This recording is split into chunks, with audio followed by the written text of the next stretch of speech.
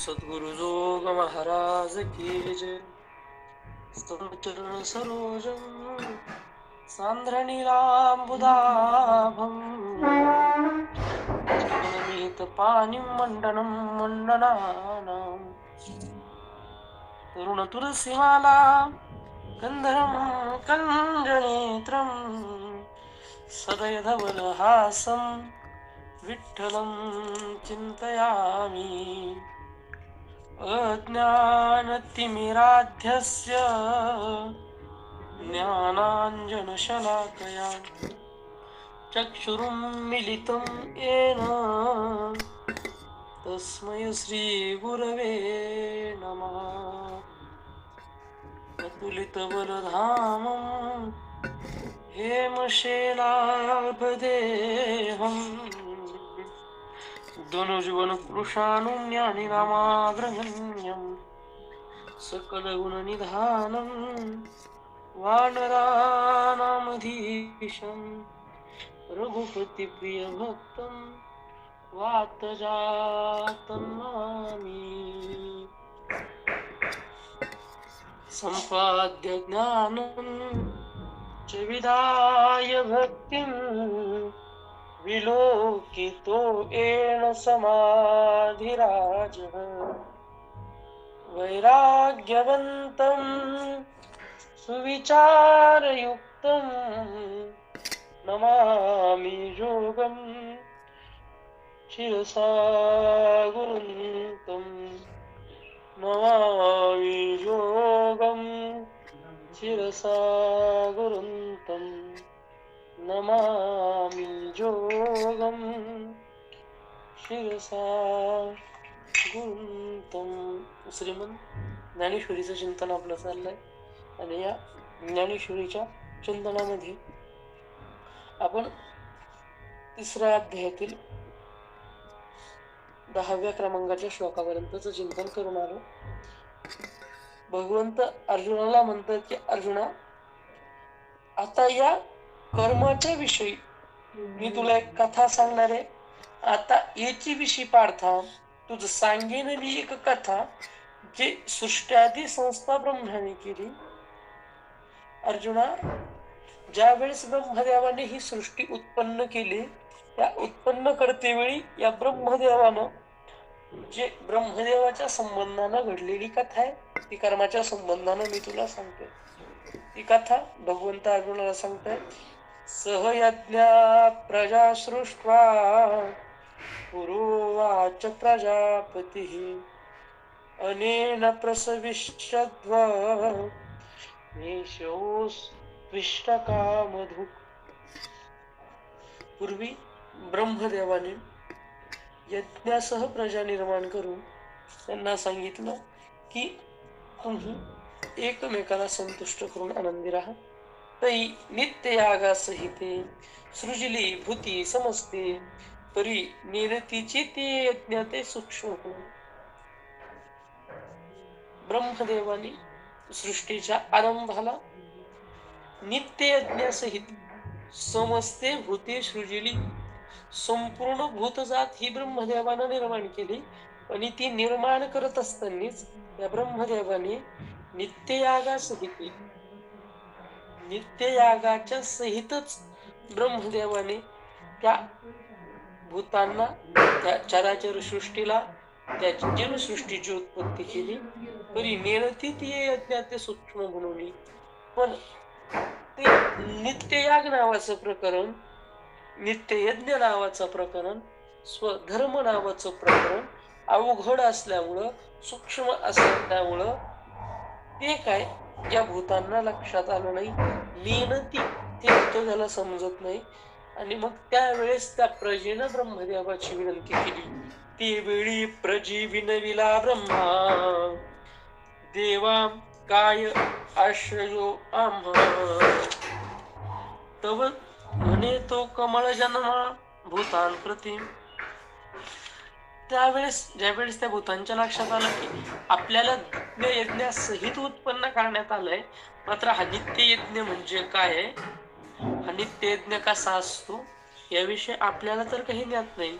मग त्यावेळेस विचारावं कोणाला, तर त्यांनी ब्रह्मदेवा पुढे विनंती केली आणि सांगितलं की हा नित्य यज्ञ काय हा आम्हाला सांगा. आणि मग त्यावेळेस तो कमळ जन्मा भूतांप्रती म्हणाला. कमळ जन्मा म्हणजे ज्याची उत्पत्ती ही कमळातून झालेली आहे त्याला कमळ जन्म म्हणतो. आपल्याला ब्रह्मदेवाची उत्पत्ती माहितीये. योग निद्रेत असणारे भगवान महाविष्णू, त्या भगवान महाविष्णूच्या नाभी कमळापासून एक कमळ उत्पन्न झालं आणि त्या नाभी कमळातून ब्रह्मदेवाची उत्पत्ती झाली. याची अनाभी कमळी जन्म चतुरानन म्हणतात. ती याचा ब्रह्मदेवाचा जन्म हा या परमात्म्याच्या नाभी कमळातून आहे आणि मग त्या कमळातून जन्म असल्यामुळं त्याला म्हणायचं कमळ जन्मा. ब्रह्मदेवाचं एक नाव आहे कमळ जन्मा. आणि मग तो ब्रह्मदेव, मग तो जगत पिता, मग तो कमळ जन्मा, मग तो चतुरानन बोलतोय कोणाला, तर भूतांना बोलतोय. ना काय बोलतोय, तुम्हा वर्ण विशेष वसे आम्ही हा स्वधर्म विहिला असे, याते उपासा मग अपैसे पूर्ती काम. ब्रह्मदेवानं सांगितलं, अरे तुम्हा वर्ण विशेष वसे आम्ही हा स्वधर्म विहिला असे. अरे तुम्हाला वर्ण विशेषानुसार आम्ही हा स्वधर्म तुमच्याकरता लिहून ठेवलाय, तुम्हाला समर्पित करून ठेवलाय. या ते उपासा मग अपैसे पुरते काम. तुम्ही या स्वधर्माचं अनुष्ठान करा, या स्वधर्माची उपासना करा आणि मग सहजासहजी तुमचे जे काही इच्छा आहे, जो काही काम आहे तो पूर्ण होईल. तुम्ही व्रते नियमून करावे, शरीराते न पिळावे, दूर केही न वचावे तीर्थासी गा. जो कोणी स्वधर्माचं अनुष्ठान करतोय त्या व्यक्तीला तुम्ही व्रते नियम न करावे. तुम्हाला व्रत नियम करण्याची गरज नाही. शरीराते न पिडावे, शरीराला त्रास देण्याची गरज नाही. दूर केही न वचावे तीर्थासी गा. दूर कुठंतरी तुम्हाला तीर्थालाही जावं लागत नाही. म्हणजे जे मौलिक ज्ञानोबराय काय सांगताय, कोणाच्या मुखातून, ब्रह्मदेवाच्या मुखातून. तो ब्रह्मदेव आपल्या सृष्टीतील उत्पन्न झालेल्या संपूर्ण भूत जातीला उपदेश करताना सांगतोय, किंबहुना मानव जातीला उपदेश करताना सांगतोय. कारण की जरी भूतांप्रती म्हटलेलं असतं तरी संपूर्ण भूतसृष्टी, संपूर्ण चराचर यात येत नाही. कारण की कर्माचा अधिकार, उपदेशाचा अधिकारी फक्त मानवच आहे. वेदत्रयीची पाना अन्यत्र लागू अर्जुना, जे मनुष्या वाचून विधान आणणं हे उपदेश हा फक्त मानवालाच केला जातो. म्हणून इथं भूत शब्द संपूर्ण चराचर सृष्टी असा जरी असला तरी या ठिकाणी अभिप्रेत अर्थ आहे भूत नाव मनुष्य. तर त्या मनुष्याकरता मौलिक ज्ञानोबराय म्हणताय की मनुष्याने व्रते नियमू न करावे, व्रत नियम करण्याची गरज नाही. शरीराचे न पिडावे, शरीराला त्रास देण्याची गरज नाही. तुम्हाला कुठंतरी तीर्थयात्रा करण्याकरता लांब जावं लागत नाही. अजून योगाधिक साधने, साकांक्ष आराधने, मंत्रतंत्र विधाने जनी करा. तुम्ही योग आहे ज्यांच्या आधी अशी साधनं, मग ते अनेक साधनं असतील. योग आहे, ज्ञान आहे, कर्म आहे, तंत्र आहे, मंत्र आहे, असे अनेक साधनं असतील. पण ते साधनं काय तुम्ही करू नका. साकांक्ष आराधने, अंतकरणात काहीतरी इच्छा ठेवून, अंतकरणात काहीतरी इच्छा ठेवून तुम्ही कोणतीही आराधना करू नका. आणि पुढे जाऊन मौली म्हणतात मंत्र यंत्र विधाने जनी करा. अरे मंत्रतंत्रांच्या आणि तंत्र मंत्र शास्त्राच्या तर तुम्ही नादीस लागू नका रे बाबा. देवतांतरान भजावे, हे सर्वथा काही न करावे. तुम्ही सधर्म यज्ञ यजावे अनायासे, देवतांतरान भजावे. इतर कोणत्या देवालाही तुम्हाला भजण्याची गरज नाही. हे सर्वथा काही न करावे. हे म्हणजे काय, जे वरून आपण सांगत आलो ते काय, व्रत न करावे, शरीराते न पिडावे, तीर्थासी न वाचावे, योगाधिक साधने न करावे, साकांक्ष आराधने न करावे, मंत्र यंत्र विधाने न करावे, देवतांतरा न बजावे, हे सर्वथा काही न करावे. वर जेवढं सांगितलं याच्यापैकी तुम्ही काही करू नका. मग तुम्ही काय करा, तुम्ही सांगितलं की तुम्ही व्रत करू नका, मग व्रत नाही करायचं, मग आम्ही काय करायचं? शरीराला पिडायचं नाही, मग आम्ही काय करायचं? तीर्थाला जायचं नाही, व्रत करायचं नाही, देवतांतरांना नाही भजायचं नाही, मग आम्ही करायचं काय? मौली म्हणतात तुम्ही स्वधर्म यज्ञ अजावे, तुम्ही माझीच उपासना करायची आहे, तर स्वधर्मरूपी यज्ञानं माझं याचन करा, तेच तुम्हाला अनायासे न सायास घेता होणारं कर्म आहे. मी चरित्र भाग जास्त लावत नाही, आपल्या सर्वांना ज्ञात पण आहे. विष्णू पुराणात आलेला कथा भाग आहे की पुंडलिक रायांनी आईवडिलांची सुरुवातीच्या काळात सेवा केली, मात्र आईवडिलांची सेवा करून काहीतरी साध्य होईल असं मात्र पुंडलिक रायांना काय वाटत नव्हतं. मग पुंडलिक रायांनी आईवडिलांच्या सेवेचा त्याग केला आणि सेवेचा त्याग करून पुंडलिक राय ही तपश्चर्ये करता वनात गेले. मी आज हा दृष्टांत का देतोय लक्षात ठेवा. व्रत नियम न करावे, शरीरात न पिडावे, दुर्गेही न वाचावे, तीर्थसिका योगाधिक साधने, साकांशन आराधने, मंत्रयंत्र विधाने जणी करा, देवतांतरा न भजावे, हे सर्वथा काही न करावे, तुम्ही स्वधर्म यज्ञ अजावे अनायासे. या 3 ओवी करता पुंडलिक रायाची आज आठवण झाली. पुंडलिक रायानं आई बापाच्या सेवेचा त्याग केला. पुंडलिक राय जंगलात जाऊन राहायला लागले. पुंडलिक राय जंगलात जाऊन राहायला लागले आणि त्या ठिकाणी राहत असताना पुंडलिक रायांनी तपश्चर्याला सुरुवात केली.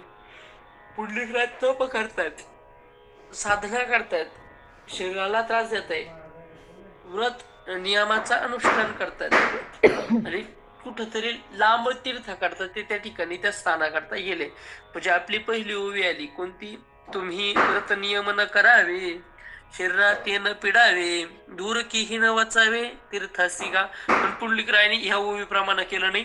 पुंडलिक राय दूर कुठंतरी तीर्थाला गेले, शरीराला त्रास दिला आणि व्रत नियम केले, योगाधिक साधने, आणि त्या ठिकाणी राहून योग तपादी साधनं पुंडलिक रायानं त्या ठिकाणी केली. साकांश आराधने, मला काहीतरी मिळावं या अपेक्षेनं आराधना केली आणि मंत्रतंत्राचं साधन पुंडलिक राय करायला लागले. देवतांतरांना बसावे, देवतांतरांना पुंडलिक रायाने बसवलं. म्हणजे जेवढं ज्या ओवीत माऊलीने सांगितलं करू नका तेवढं पुंडलिक रायांनी केलं. कशा करता? देव भेटणे केलं. आणि मग ते करत असताना पुंडलिक रायांना सामर्थ्य प्राप्त झालं आणि सामर्थ्य प्राप्त झाल्यानंतर सहज आहे अहंकार येत असतो. माणसाचा सहजगत्य स्वभाव आहे. काही नसताना अहंकार राहत नाही, पण काहीतरी आल्यानंतर माणसाला सहजगत्य अहंकार प्राप्त होतो. मी यापूर्वी भरपूर वेळा बोलून गेलो, त्याच्याजवळ काहीच नाही ना त्याला कधीच अहंकार होत नाही. पण ज्याला काहीतरी आलं ना मग त्याच्याजवळ तो आल्याशिवाय राहत नाही. मग ती धन असू द्या, मग ती सत्ता असू द्या, मग तो स्वर असू द्या, मग ती विद्वत्ता असू द्या, काही पण असू द्या. हा, हे सगळं आहे पण अहंकार नाही, मग त्याच्यावर देवाची कृपा आहे. हा, पण धन आलं, अहंकार आला, त्या धनावर देवाची कृपा नाही. स्वर आला आणि अहंकार आला, त्या स्वरावर देवाची कृपा नाही. विद्वत्ता आली आणि अहंकार आला, त्या विद्वत्तेवर देवाची प्रसन्नता नाही. अहंकार हा तिथं येतो जिथं देव खुश नाही, तिथं येत असतो. पुंडलिक रायाला सहज अहंकार निर्माण झाला आणि मग अहंकार निर्माण झाल्यानंतर एक दिवशीचा प्रसंग, पुंडलिक रायाने एका पक्षिणीला जाळून भस्म केलं. आपण सर्वांनी कथा ऐकलेली, त्याच्यामुळे मी जास्त लांब होत नाही. पुंडलिक राय झाडाखाली बसलेले असताना पक्षिणीने वरून घाण टाकत असताना त्या गिधी नावाच्या पक्षिणीकडे पुंडलिक रायाने राग बघितला आणि त्या राग बघितल्याच्या द्वेषाने ती पक्षिणी जळून भस्म झाली. पुंडलिक रायाला वाटलं चला आईबापाची सेवा करून काही मिळालं नव्हतं, पण व्रत नियम केला, जप तप केलं, या ठिकाणी येऊन अनुष्ठान केलं, त्याचा परिणाम झाला की मला आता सामर्थ्य प्राप्त झालं. आता मी जी कथा सांगतोय तर ती विष्णू पुराणातली आहे. आपण कायम जे ऐकतो पुंडलिक रायांची तीर्थयात्रेची, ती पद्मपुराणातली. तुम्ही म्हणाल की बुवा तुम्ही कुठून आणला अचानक, तर पंढरपूर महात्म्यात आपल्या 3 पुराणात आलंय. त्याच्यापूर्वी आपण एकाच पुराणातलं ऐकतो, त्याच्यामुळे आपल्याला माहित नाही की बाकीच्या ठिकाणी काय काय. तर ही जी चरित्रकथा मी सांगते ही विष्णू पुराणातली. त्या ठिकाणी पुंडलिक राय भिक्षा मागण्याकरता जवळच एक अग्रपूर नावाचं गाव आहे, त्या अग्रपूर नावाच्या गावात आले. आल्यानंतर घरापुढे उभे राहिले आणि आवाज दिला, भिक्षाम देही, भिक्षाम देही, भिक्षाम देही. आणि खरी मागणारे तीनदाच आवाज देते तर म्हणजे जोपर्यंत घरातले येऊन येत नाही तोवर थांबता असं काहीच नाही. एका गायीची धार काढण्याकरता जेवढी वेळ लागते तेवढ्या वेळपर्यंत मागणाऱ्यानं दारात थांबावं. त्याच्यापेक्षा जास्त वेळ आतून काही आलं नाही तर थांबू नये. आता धार काढेपर्यंत म्हणजे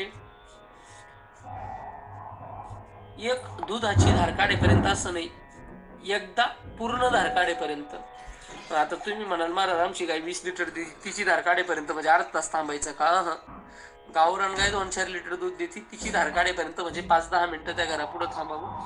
तोपर्यंत काही आलं तर स्वीकार करावा, अन्यथा देवाची इच्छा नाही म्हणून पुढे जावं. पुंडलिकरायनं विचार केला, अरे मी एवढा मोठा महात्मा आहे, माझ्या रागानं ती पक्षीनी जळली, माझ्या ठिकाणी तर पण सामर्थ्य निर्माण झाले, ही स्त्री कोणी ती मला वाढायला येत नाही. 2 मिनिटं झाले, 5 मिनिटं झालं, आता निघावं का काय? इतक्यात ती मायमाऊली हातात शिदा घेऊन आली. हातात भरपूर असा शिदा घेऊन ती मायमाऊली आली. तरी देखील पुंडलिकरायला राग आला की मला इतक्या वेळीनं वाट पाहायला लावली. मी आधीही बोललो, रोज मागायला येतच होते, रोज उशीर होतच होता, पण आतापर्यंत कधीच काही वाटलं नाही. पण आज सामर्थ्य आलं त्याच्यामुळे अहंकार आला.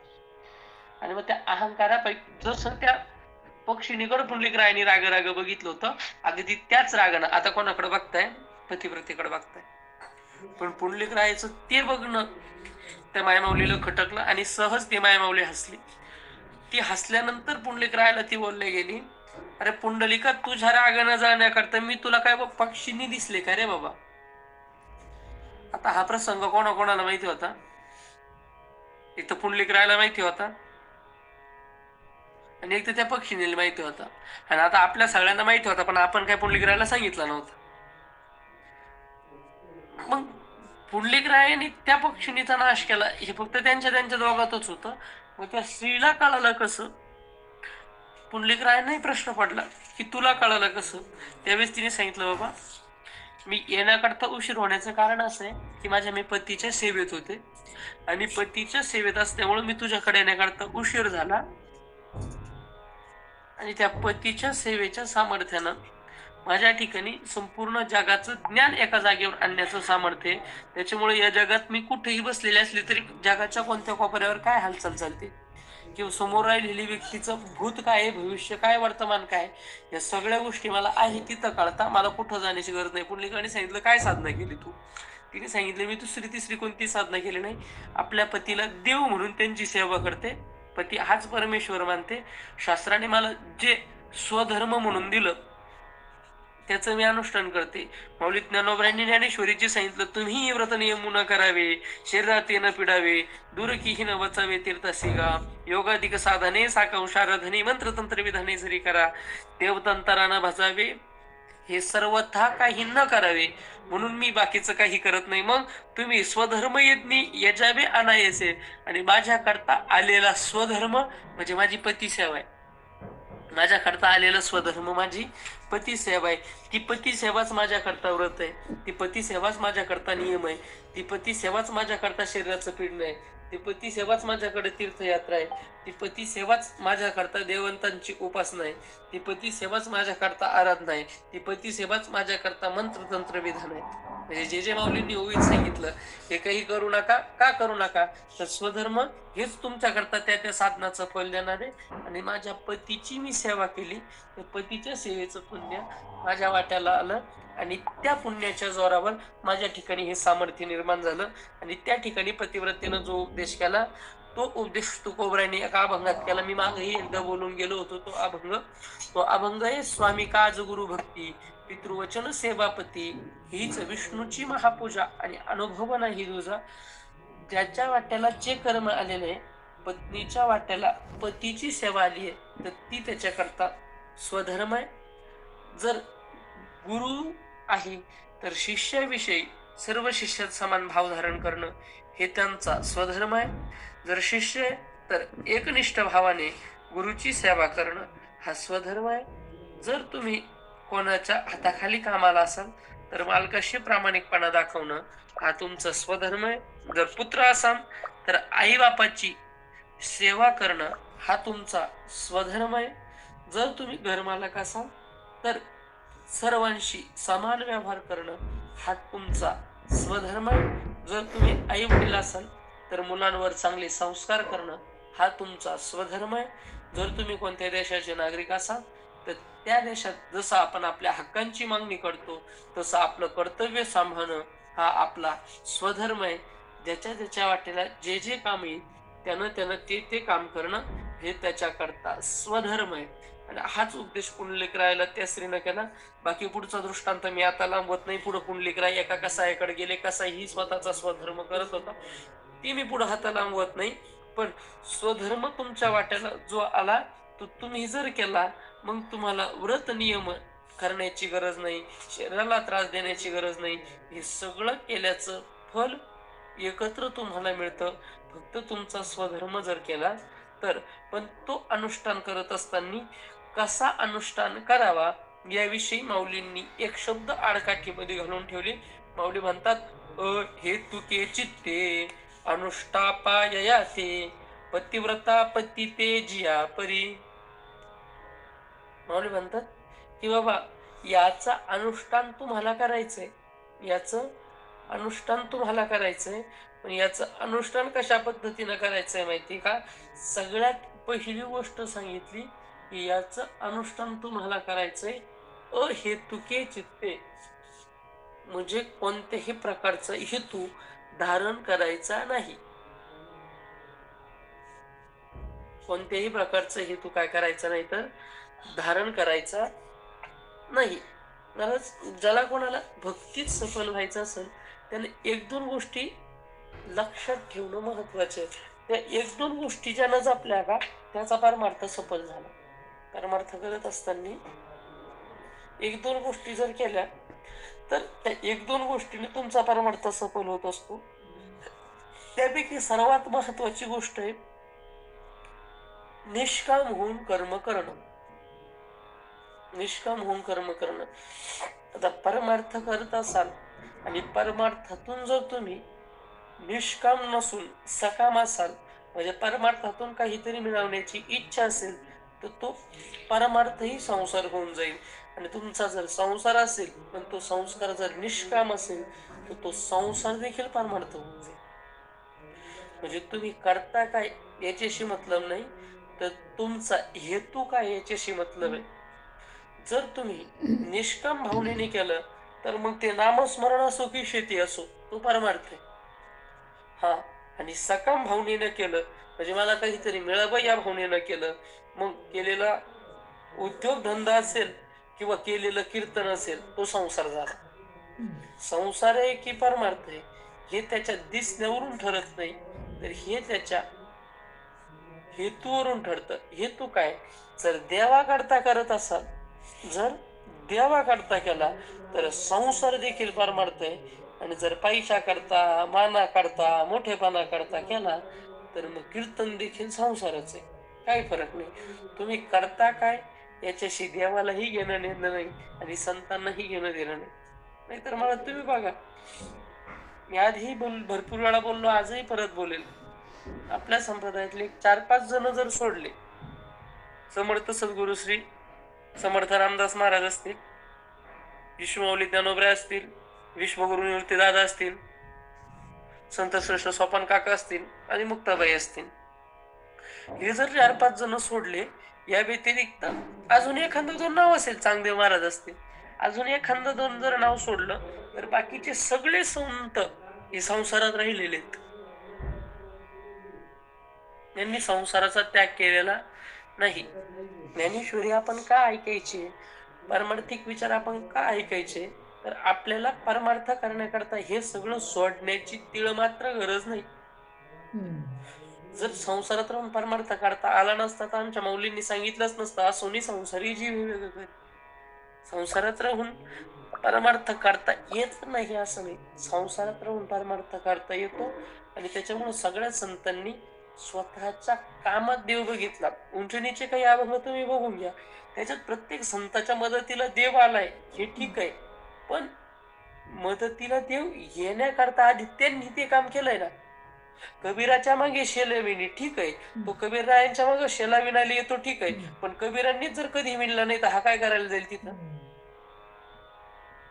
चोखोबराय सोबत हा ढोरे ओढतो ठीक आहे, अरे पण ते ढोरं ओढण्याची दोरी पहिले चोखोबरायांच्या हातात पाहिजे तर तो येईल ना.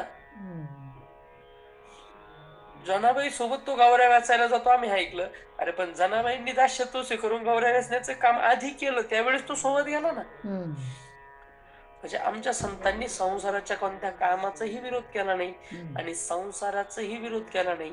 संसाराचा विरोध निश्चित आहे, पण तो आतल्या संसाराचा विरोध आहे. बाहेरच्या संसाराचा तिळ मात्र विरोध नाही. बाहेरचा संसार हा परमार्थाला पूरक आहे, बाहेरचा संसार परमार्थाच्या विरोधी नाही. विरोधच करायचा असेल तर आतल्या संसाराचा करा. वरून वरून विरोध करून काहीच अर्थ नाही. करायचा तर आतला. म्हणून परमार्थ करत असताना तुमचा हेतू महत्वाचा आहे. म्हणून ब्रह्मदेवानी प्रजेला सांगताना, भगवान परमात्म्याने अर्जुनाला सांगताना आणि विश्वमौली ज्ञानोबराय आपल्याला सांगताना म्हणतात, अहेतुके चित्ते आणि अनुष्ठापाय याते. तुमच्या स्वधर्माचा अनुष्ठान करा, पण ते स्वधर्माचा अनुष्ठान कसं करा, तर हेतू अंतःकरणात ठेवून करू नका. मुलगा आहे आणि आईबापाची सेवा करायला सांगितली, तो करतो, पण ही जमीन माझ्या नावावर करतील म्हणून करत असेल तर तो परमार्थ नाही. जर गुरु आहे आणि शिष्याला शिकवत असेल फी जास्त मिळते म्हणून, तर तो त्याचा स्वधर्म नाही. जर शिष्य आहे आणि गुरुचं काहीतरी उद्या आपल्याला मिळणार आहे भांडवल म्हणून जर काहीतरी तो करत असेल तर ती गुरुभक्ती नाही. तुम्ही करत असाल पण मनात जर हेतू वेगळा असेल तर त्या हेतूनं, त्या अपेक्षेनं तुम्ही केलेल्या कर्मावर पाणी फिरतं. तुम्ही सेवा जरी करत असाल मात्र अंतःकरणातली अपेक्षा ठेवून करत असाल मग तो संसार झाला, तो परमार्थ होऊ शकत नाही.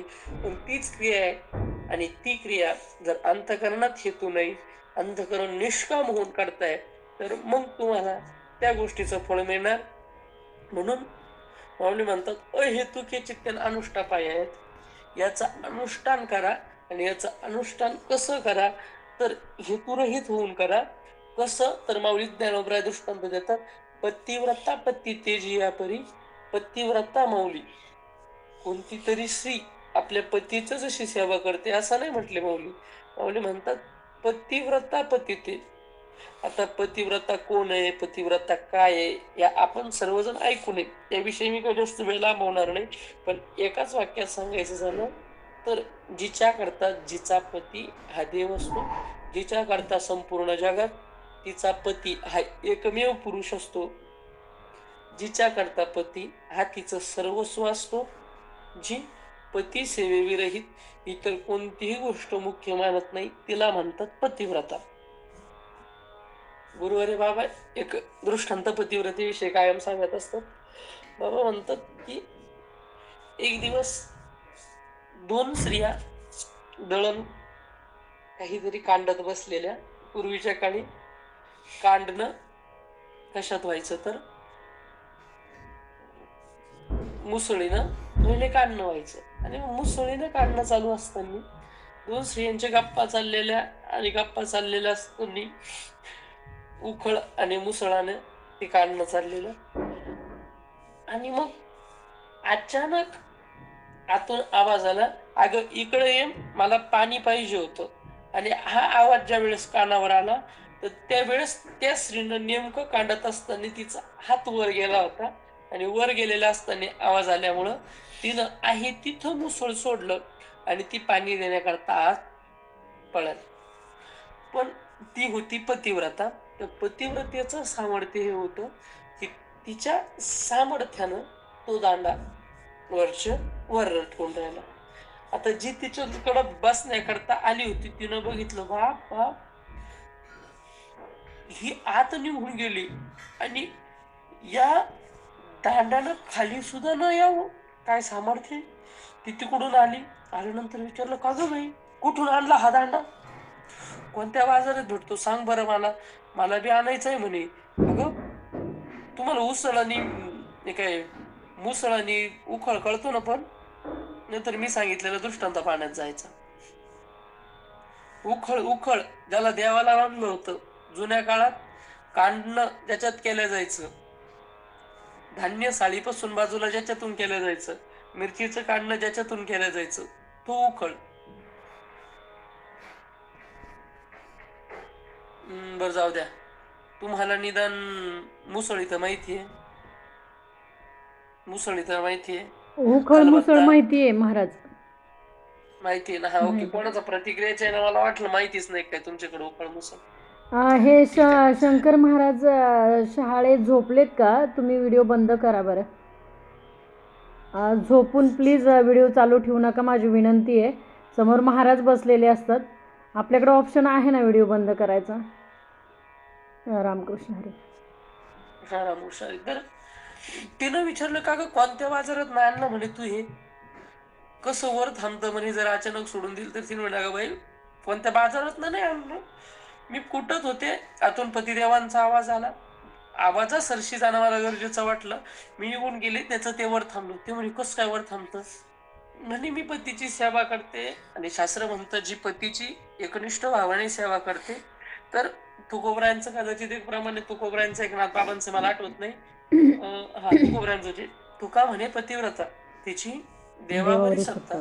तर मग तिची देवावर जर सत्ता आहे, तर हे बाकीच्या पंचमहाभूतांवर का नसणार आहे? म्हणजे शास्त्र म्हणतं, जर पतिव्रता माऊली असेल, तिला जर पाण्याची गरज असेल, तर तिला पाणी आणण्याकरता कुठं जाण्याची गरज नाही. तिनं सांगितलं ना, माझ्या ह्या घागरीत पाणी असावं, प्रत्यक्ष वरुणाला पाणी आणून द्यावं लागतं.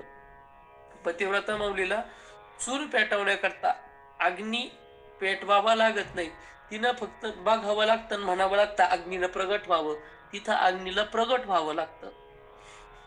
पतिव्रता माऊलीनं जर कुठं जात येत असेल, तर जर तिनं ठरवलं की माझ्या अंगावर ऊन पडू नये, तर सूर्याची ताकद नाही पतिव्रता माऊलीच्या अंगावर ऊन पडू द्यायची.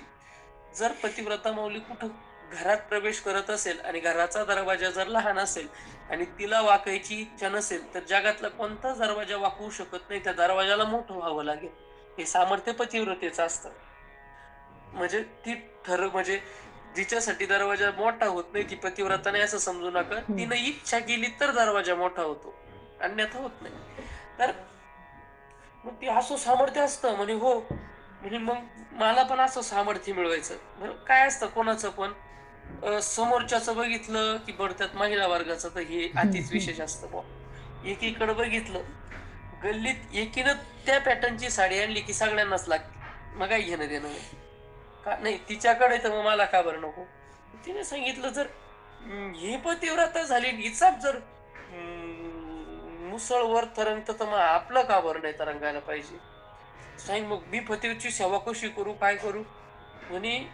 काय नाही, एक काम कर म्हणे, तू पतीची सर्व भावने सेवा कर म्हणे. कशी करायची म्हणे, ते उठायच्या आधी उठायचं. बर, ते उठायच्या आधी उठायचं. बर चालतंय म्हणे, उठन मी. मग त्याच्यानंतर त्यांना चहा पाणी द्यायचं, आंघोळीला पाणी उतरून द्यायचं म्हणे. बर, त्याच्यानंतर चहा पाणी दिला, त्यांचं काही काम असेल, त्यांना बाहेर जायचं असेल, तर मग नाश्ता पाण्याचं विचारायचं म्हणे. बर, मग जाऊन आले, त्याच्यानंतर जेवणाचं विचारायचं, हातपाय धुवायला पाणी द्यायचं, अंग वगैरे पुसून घ्यायचं. त्याच्यानंतर परत जेवण वगैरे झालं, झोपायचं. जर दुपारी विश्रांती घ्यायची असेल तर हातपाय दाबायचे, तुमचं काम करायचं. परत संध्याकाळी चहा पाणी विचारायचं, त्यांना कुठं जायचं तर ते जाऊन येतील. आल्यानंतर त्यांच्या पायावर पाणी टाकायचं. संध्याकाळचं परत जेवण वगैरे करायचं. रात्री झोपताना अंगमर्दन करायचं, मालिश करून द्यायची. म्हणजे ठीक आहे, मग झोपायचं. आणि म्हणे का ते उसळ तरंगायचं सांगितलंच नाही म्हणे. अगं मग अशी कोणती सेवा करत असताना जर अचानक आवाज आला तर मग काय करायचं, तर मग जायचं, तरंगतो म्हणे उसळ म्हणे. बरं, मलाच जी घरी गेली घरी.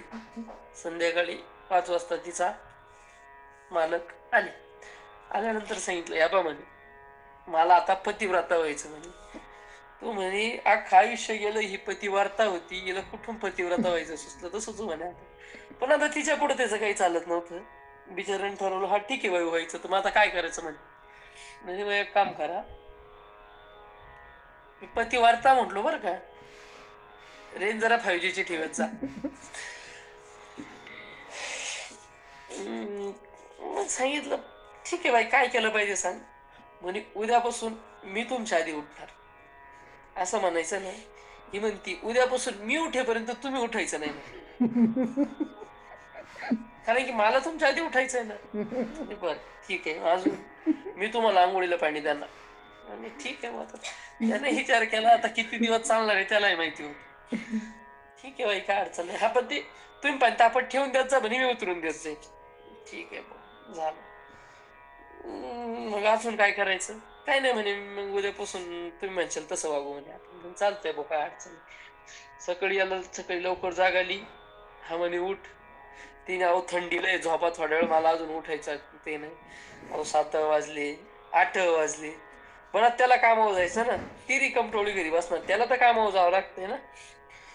मग इकून तिकून ती उठली. त्याच्या आधी उठायचं ना, मग त्याच्या आधी उठून खाली उतरली. झालं, आंघोळ वगैरे केली, झालं, सकाळचा नाश्ताही झाला. त्यांनी सांगितलं आता मग जाऊ, मग कामावर. हा जा जा जा कामावर जा, काय अडचण नाही. कामावर गेला. पण तिला लक्षात आलं का घरात, आपल्या घरात खाण्याकरताच काही शिल्लक नाही.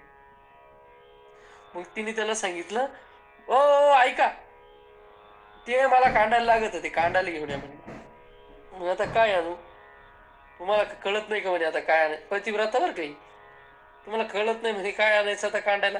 काहीतरी आणा म्हणे, फक्त मला आज दुपारी पुरतं कांडायला काहीतरी घेऊन या. तो बिचारायला दाखवता. दुपारी येताना कांडाच घेऊन आल्यानंतर तो घरात यायला लागला. ओ हो थांबा थांबा, व्हा म्हणे, बाहेर व्हा बाहेर व्हा बाहेर. म्हणजे काय झालं, ते तुमचे पाय धुवायचे म्हणे मला, आधी मग घरात यायचं. तुम्ही बाहेर गेला. म्हणजे बाहेर गेला, उन्हात उभा. हिला तोपर्यंत पाणी सापडत नाही, तांब्या सापडत नाही, बादली सापडत नाही, तर अर्धा तास तो गडी उन्हात. का बरं, हिला पतिव्रता व्हायचं ना. तो उन्हात गेली, पाय धुतले, त्याला आता आणलं. सांगितलं आता द्या सामान माझ्याकडे, बरं आहे का तुम्ही, माझं पाणी देऊ का. हा दे. अहो आता लगेच नाही मागायचं म्हणे, मी तळायला कांडायला बसते, ती कांडण इकडे द्या म्हणे. म्हणजे त्याला तहान लागलेली, आता ताव नाही दिलं का बरं, नंतर मागायचं ना. मी कांडायला बसल आणि मग आतून मला आवाज द्या की ए मला पाणी दे ग. आम्ही मग ते सोडल आणि तुमच्याकडे पळत येईल. ते म्हणे मग चालेल म्हणे. हो पण ऐका, अजून एक राहिलं म्हणे. काय ते मुसळ खाली असताना जर आवाज आला तर पा बरं का म्हणे. मग तुम्ही मुसळ वर पतिव्रतेचं चाललंय बरं विषय. मुसळ वर असला का मग आवाज द्यायचा. ठीक आहे म्हणे, आता काय त्याला बिचारायला पर्याय नव्हतं. त्याला माहिती जर ऐकलं नाही तर हाच मुसळ आपल्या बोकंडी कांडण राहील बाजू. बिचारा आत गेला, खिडकीतून डोकून पाहायचा, आवाज द्यायचा टाइम कधी मुसळ खाली आपटायचं. इकडून तिकडून खूप प्रयत्न केले आणि एकदा मुसळ वर गेला, याने आवाज दिला ए पाणी. तिने पूर्ण पाणी पण ऐकलं नाही, तिला माहिती मुसळ खाली. पाणी ऐकलं नाही, वरचे वर मुसळ सोडला. तुम्हाला काय वाटतं वर राहिला असेल तो. माऊली नाकावर बसला. पतिव्रता होणं एवढंही सोपं नाही. ती म्हणून माऊली ज्ञानोबरांनी इथं शब्द पतिव्रता वापरला. स्त्री पतीची सेवा करते असा शब्द माऊलींनी वापरला नाही. कोणती तरी बायको पतीची सेवा करते असा शब्द वापरला नाही. माऊली म्हणतात पतिव्रता पती तेजी या परी. जशी पतिव्रता पतीची सेवा करते मात्र त्यांच्याकडून कोणती अपेक्षा ठेवत नाही, तसं तुम्ही स्वधर्माचा अनुष्ठान करा आणि त्या स्वधर्माच्या अनुष्ठानानं तुम्हाला देव मिळल. मात्र आठ एकच आहे, काय अहेतुकी चित्ते. अंतःकरणात कोणती इच्छा तुम्ही ठेवू नका. तुमच्या वाट्याला मी आधी बोललो, ज्याच्या वाट्याला जे काम. आता माझ्या वाट्याला ज्ञानेश्वरी सांगायचं आलंय तर मी ज्ञानेश्वरी सांगणे, तो माझा स्वधर्म आहे. ज्याच्या त्याच्या वाट्याला आलेला स्वधर्म आहे. जर ब्रह्मचारी आहे तर ब्रह्मचार्यानं ब्रह्मचारी धर्म भोकावी अक्षरे. ब्रह्मचार्यानं अभ्यास करणं त्याचा स्वधर्म आहे. जर वानप्रस्थी आहे तर हळूहळू संसाराचा त्याग करून बाहेर निघणं हे त्याचा स्वधर्म आहे. जर संन्यासी आहे तर संन्यस्त जीवन घेऊन स्वतःचा उद्धार करून जगाच्या उद्धाराकरता प्रयत्न करणं हा संन्यासाचा धर्म. तर स्वधर्म त्याच्या दृष्टीने, आणि गृहस्थाचा स्वधर्म काय, ब्रह्मचार्याला वानप्रस्थाला आणि संन्याशाला अन्न पुरवणं, आश्रय पुरवणं, जे पाहिजे ते पुरवणं, हा आपला गृहस्थाचा स्वधर्म आहे. जो कोणी गृहस्थ आश्रमात आहे त्यानं, आता जर ब्रह्मचारी असेल म्हणजे जवळजवळ 1 ते 25 आपल्याकडे मानलं जातं 3 टप्पे, 1 ते 25 ब्रह्मचारी आश्रम म्हणजे अभ्यास करावा. तिथून पुढं एक 25 वर्ष, पण आजकालच्या दृष्टीने धरलं तर 15 वर्ष खूप झाली गृहस्थाश्रम. त्याच्यानंतर 5-7 वर्षाचा वानप्रस्थ, त्याच्यानंतर संन्यास. कारण की आता 100 वर्षाची गणना करून आपण गृहस्थाश्रमातच मरून जाऊ 50लाच. त्याच्यामुळं नियोजन लावताना आता नियोजन थोडं चेंज करावं लागणार आहे. नियोजन करावं लागणार आहे 1 ते 21 ब्रह्मचारी आश्रम, 21-22 गृहस्थाश्रम, 35 ते 40 नंतर वानप्रस्थाश्रम, 45 नंतर संन्यस्त. कारण की आयुष्य तितकं शिल्लक आहे. आपण म्हणतो की अल्पायुष्य मानव देह शतगणिले, 100 गणलेलं आहे, पण 100 मिळत नाही. आजकाल आयुष्याची गणना 60 आहे. जवळजवळ 60च्या दरम्यान, मी तर म्हणतो यांच्या पुढच्या पिढ्या गेल्या, समजा आपल्या आजी आजोबाच्या पिढ्या गेल्या, आपल्या आई वडिलांची पिढी ही 60-70 सहज पार करेल. पण आमची जी पिढी आहे, म्हणजे आज माझं वय 23 आहे, आमची जी पिढी आहे हिनं 60 पाहणं खूप मोठी गोष्ट आहे. यांनी 50-55लाच रामराम ठोकणे जगाला. याच्या पुढे ही पिढी जाऊ शकत नाही. तर इथून पुढचा नियम हाच, इथून पुढचा आश्रम असेच 1 ते 20, 22 ते 20 जास्तीत जास्त ब्रह्मचारी आश्रम, तिथून पुढे 10 ते 15 वर्ष गृहस्थाश्रम, तिथून पुढे 5 वर्ष वानप्रस्थाश्रम, आणि तिथून पुढे संन्यस्त जीवन. हा, मग गृहस्थाचं कर्तव्य काय, तर हे तिन्ही आश्रमाचं पालन पोषणाचं काम गृहस्थाचं. आणि मग आपल्या वाट्याला जो स्वधर्म म्हणून आला तर तो स्वधर्म करणं हा ज्याचा त्याचा कर्तव्य. तैसा स्वधर्म रूपी मखू, हाची सेव्य तुम्हा एकू, ऐसा सत्य लोक नायकू बोलता झाला. जसं पतिव्रतेला तिचा पती सर्वतोपरी आहे, तसा स्वधर्मरूपी मख म्हणजे यज्ञ, तसा स्वधर्मरूपी यज्ञ हाच तुमच्याकरता सेव्य आहे, हाच तुमच्याकरता योग्य आहे, हाच तुमच्याकरता करणीय आहे, असं सत्य लोक नायक बोलता झाला. असा सत्य लोकाचा नायक बोलता झाला. सत्य लोकाचा नायक कोण? ब्रह्मदेव. हे बघा, ब्रह्मदेवाची खूप नावं झाली. आज मी तुम्हाला ब्रह्मदेवाची खूप नावं सांगितली. 1 ब्रह्मदेव, 2 कमल जन्मा, 3 चतुरानन, 4 सत्य लोकनायक, 5 प्रजापती. असे ब्रह्मदेवाला खूप नाव आहे. असा तो ब्रह्मदेव बोलला आणि तो म्हटला, देखा स्वधर्मा ते भजाल, तरी कामधेनू हा होईल, मग प्रजा होऊन संडील तुमते कदा. तुम्ही जर तुम्हाला सगळं काही मिळावं वाटत असेल तर एकच करा, स्वधर्मात ते भजाल तरी कामधेनू हा होईल. तुम्ही जर स्वधर्माचं अनुष्ठान केलं तर तुमच्याकरता हा स्वधर्म काय होईल, तर कामधेनू होईल. कामधेनू नावाची गाय, मी आधी तुम्हाला 3 गोष्टी सांगून आलो, आपल्या पाठ होत आल्या. कामधेनू, कल्पतरू आणि चिंतामणी हे 3 पदार्थ असे देवा व्यतिरिक्त, मोक्ष व्यतिरिक्त, ज्ञाना व्यतिरिक्त तुम्ही जे काही मागाल ते देण्याचं सामर्थ्य, म्हणजे व्यावहारिक गोष्ट तुम्ही जी काही मागाल ती व्यावहारिक गोष्ट देण्याचं सामर्थ्य या कामधेनू नावाच्या गायीत आहे. आणि मग ती कामधेनू तुम्हाला जी पाहिजे ती गोष्ट देते. तसं स्वधर्मरूपी मग हा तुम्हाला जे पाहिजे ते देतो. कामधेनू, कल्पतरू, चिंतामणीपेक्षाही हा स्वधर्म मोठा आहे. का? कामधेनू देऊ येऊ शकत नाही, कल्पतरू देव देऊ शकत नाही, आणि चिंतामणी ही देव देऊ शकत नाही. हा स्वधर्मरूपी यज्ञ असा आहे, हा तुम्हाला देवाची प्राप्ती करून देऊ शकतो. तुम्हाला देवाची प्राप्ती करून देऊ शकतो. आणि मग त्या देवाची प्राप्ती जर आपल्याला करून घ्यायची असेल तर आपल्याला ब्रह्मदेवाची आज्ञा पाळायची असेल, आपल्याला भगवंताची आज्ञा पाळायची असेल, माऊलींची आज्ञा पाळायची असेल तर एकच काय, तर हेतुके चित्ते अनुष्ठापायते, हेतुरहित अंतकरणानं त्या आपल्या वाट्याला आलेल्या स्वधर्माचा विचार करावा आणि त्या स्वधर्माचा अनुष्ठान करावं. तोच आपल्याकरता सर्व सेव्य आहे, तोच आपल्याकरता करणीय आहे, तोच आपल्याकरता आचरणीय आहे. आणि एक सूचना तुम्हाला द्यायची आहे, परत नंतर राहून जाते.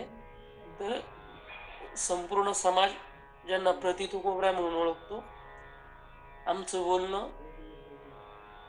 आमचं वागणं ज्यांच्या आधारानं आहे, ज्यांच्या अधिष्ठानावर आहे, श्रीमंत श्री रामभाऊ बाबा राऊत आमचे गुरुवर्य. बाबा दरवर्षी गुरुनाम गुरु सद्गुरू जोग महाराजांच्या पुण्यस्मरणाचा उत्सव दरवर्षी साजरा करत असतात. सद्गुरू जोग महाराजांनी वारकरी शिक्षण संस्थेची स्थापना केली. सद्गुरू जोग महाराज काय आहेत आपल्या सर्वांना ज्ञात आहे, आणि जरी कोणाला ज्ञात नसेल तरी मी एखाद्या प्रवचनात सविस्तर सद्गुरू जोग महाराजांविषयी सांगेन. मला तसं कळवा की आम्हाला बाबांविषयी ज्ञात नाही, तर बाबांविषयी मी सांगेन. एका शब्दात सांगायचं झालं तर सध्या वारकरी संप्रदायाला कीर्तन नावाची जी परंपरा मौली ज्ञानोबायांपासून नामदेवरायांनी ज्या वारकरी कीर्तन परंपरेचा प्रचार केला, त्याच कीर्तन परंपरेला एका दोरीत आणण्याचं काम आणि दोरीत ठेवण्याचं काम आणि संत विचार, ज्ञानेश्वरी गाथा आणि नाथरायांचं वाङ्मय या जगापर्यंत पोहोचवणारी एक पिढी निर्माण व्हावी, एक वर्ग निर्माण व्हावा, कीर्तनकार निर्माण व्हावे म्हणून आळंदीत पहिली संस्था ज्यांनी टाकली ते गुरुनाम गुरु सद्गुरू जोग महाराज. महाराष्ट्रात असं एकही कीर्तनकार नाही जो परंपरेनं किंवा साक्षात जोग महाराजांशी संबंधित नाही. कुठून न कुठून जोग महाराजांचा आणि महाराष्ट्रातल्या प्रत्येक कीर्तनकाराचा कुठून न कुठून संबंध आहे. त्यांच्या गुरुचे गुरु असतील जोग महाराज, किंवा त्यांच्या गुरुच्या गुरुच्या गुरुचे गुरु असतील. हिंडून फिरून कुठून न कुठून शेवटी परंपरा जाऊन सद्गुरू जोग महाराजांवरच येऊन थांबते. तर त्या जोग महाराजांच्या 106व्या पुण्यतिथीचा कार्यक्रम ह्या वर्षी आपल्या ज्योतिर्लिंगापैकी एक महत्वाचं ज्योतिर्लिंग, ब्रह्मा विष्णू आणि महेशाचं एकत्र ज्योतिर्लिंग, 3 अंबांची शक्ती एकत्र येऊन निर्माण झालेलं ज्योतिर्लिंग, 3 देवांची शक्ती एकत्र येऊन निर्माण झालेलं ज्योतिर्लिंग म्हणजे त्र्यंबकेश्वर. त्या त्र्यंबकेश्वराच्या साक्षीनं त्या त्र्यंबकराजाच्या भूमीमध्ये येत्या 27 जानेवारी पासून ते 3 फेब्रुवारी पर्यंत होणार आहे. तर ज्यांना ज्यांना येणं शक्य आहे, कारण ही पर्वणी श्री गुरु बाबा आता कीर्तन बाहेर कुठं करत नाही. बाबांची कीर्तन जर ऐकायची असतील तर तेवढाच एक उपाय आहे की बाबा जिथं जिथं कीर्तन करतात तिथं जाऊन प्रत्यक्षात नाही. बाबा क्षेत्र सोडून इतर ठिकाणी शक्यतो कीर्तन 99% आता करत नाही. तर त्या ठिकाणी 7चे 7 दिवस आणि 8वा काला असे 7ही दिवस संध्याकाळी बाबांचीच कीर्तन आहे. आणि सकाळ सत्रामध्ये महाराष्ट्रातील ख्यातनाम कीर्तनकारांचे कीर्तन आहेत. मोठ्या मोठ्या कीर्तनकारांची कीर्तन आहे. मोठे मोठे कीर्तनकार म्हणजे महात्म्यांची कीर्तन आहे. मग आदरणीय आपल्या देहू मंदिराचे पांडुरंग बाबा घुले असतील, जगदीश महाराज जोशी असतील, माधव बाबा घुले असतील, तुकाराम बाबा जेऊरकर असतील, जयवंत महाराज बोधले असतील, जयवंत महाराज गोसावी असतील, पद्माकर बाबा पाटोळे असतील, अशा संपूर्ण महात्म्यांची कीर्तन सेवा ही 27 जानेवारी ते 3 फेब्रुवारी या कालखंडात त्र्यंबकेश्वर नाशिक या ठिकाणी होणार आहे. तरी ज्यांना ज्यांना येणं शक्य आहे त्यांनी तिथं यावं. त्या ठिकाणी राहण्याची वगैरे व्यवस्था करण्यात आलेली, कुठल्याही प्रकारची भिशी, कुठल्याही प्रकारची पावती बाबांकडे फाडावी लागत नाही. तर ज्यांना ज्यांना शक्य आहे त्यांनी तिथं या. फक्त तुम्ही या. बाबांना बाकी काय तुमच्या पंक्तीची तुमच्या पैशाची गरज नाही. बाकीचं सगळं नियोजन झालेलं आहे. फक्त आता आमंत्रण चालू आहे, कारण की आता फक्त सप्त्याला आजपासून महिनाच शिल्लक आहे. तर आता तुम्हाला परतच्याही प्रवचनात मी परत आमंत्रण देईलच, पण हे पहिलं आमंत्रण आहे. ग्रुपवर तशी पत्रिकाही पडेल. तर ज्यांना ज्यांना शक्य आहे या. निवृत्ती दादांच्या मंदिराला खेटूनच हा सप्ताह होणार आहे. निवृत्ती दादांचं रोज दर्शनही होईल, त्र्यंबक राजाचंही दर्शन होईल. त्या निमित्तानं जमलं त्याला 7 दिवस या, नाही जमलं तर एखादा 2 दिवस या, जसं जमलं तसं या. आश्रम परिवाराच्या वतीनं या सप्ताहाचं आमंत्रण देतो. आजची झालेली सेवा गुरुवार यांच्या चरणी आपण संपूर्ण श्रोत्यांच्या चरणी समर्पित करतो आणि या वाणीला विश्राम देतो. पुंडलिका ब्रजारी विठ्ठल श्री ज्ञानदेव तुकाराम पंढरीनाथ भगवान की जय. मौली ज्ञानेश्वर महाराज की जय. श्रीमंत श्री जगद्गुरु तुकाराम महाराज की जय. सद्गुरु योग महाराज की जय. आता विश्वात्मके देवे येणे वाग्यज्ञ तोषावे तो शोने मज द्यावे तसा येदा नाही. जे खळांची व्यंकटी सांडू तया सत्तर निरती वाढू भूता परस्परे पडो मित्रजनांचे दुरितांचे त्वेर जाऊ विश्वस्वधर्म सूर्य पाहू जो जेवांसील तो तेला हो प्राणी जात वर्षत सकळ मंगळी ईश्वर इष्टांची मांडी आळी अनवरत भूमंडळी भेटतो तया होता. चला कल्पतरूंची आरव चेतना चिंतामणीचे गाव बोलते जे अर्णव पुरुषांचे चंद्रमे जे अलांछन मार्तंड जे तापहीन ते सर्वाही सदा सज्जन सुवेदी होतो. किंबहुना सर्व सुखी पूर्ण होऊनी तिन्ही लोके भुज जुआदी पुरकी अखंडित आणि ग्रंथोपजीवे विशेषी लोके दृष्टा दृष्ट विजय होवावेजी येत म्हणे श्री विश्वेश्वराव हा होईल दान पसावू येणे वरी ज्ञान देव सुख्या झाला येणे वरी ज्ञान देव सुख्या झाला येणे वरी ज्ञान देव सुख्या झाला. परत एकदा सूचना आहे की ज्यांना ज्यांना ज्ञानेश्वरीतली अडचण असो किंवा इतरही पारमार्थिक अडचण असो आणि आता परत या सप्त संबंधानेही इतर काही विचारपूस असो तर माझ्या नंबरवर कॉल करा. तरी न्यूनते पुरते अधिकते सरते करून घ्यावे हे तुमते विनवितो असे आणि द्यावा तुला पण विनंती बाबा तरी तुमचे केले धर्म कीर्तन सिद्धी नेले येत माझे जे उरले ते पायक पण निवृत्ती ज्ञानदेव सोपान मुक्ताबाई एकनाथ नामदेव तुकाराम. निवृत्ती ज्ञानदेव सोपान मुक्ताबाई एकनाथ नामदेव तुकाराम. निवृत्ती ज्ञानदेव सोपान मुक्ताबाई एकनाथ नामदेव तुकाराम. निवृत्ती ज्ञानदेव सोपान मुक्ताबाई एकनाथ नामदेव तुकाराम. एकनाथ नामदेव तुकाराम. एकनाथ नामदेव तुकाराम. निवृत्ती ज्ञानदेव सोपान मुक्ताबाई एकनाथ नामदेव तुकाराम. निवृत्ती ज्ञानदेव सोपान मुक्ताबाई एकनाथ नामदेव तुकाराम. एकनाथ नामदेव तुकाराम. एकनाथ नामदेव तुकाराम. निवृत्ती ज्ञानदेव सोपान मुक्ताबाई एकनाथ नामदेव तुकाराम. निवृत्ती ज्ञानदेव सोपान मुक्ताबाई एकनाथ नामदेव तुकाराम. विठ्ठल श्री ज्ञानदेव तुकाराम. श्रीमन निवृत्तीनाथ महाराज की जय. सद्गुरु महाराज की जय.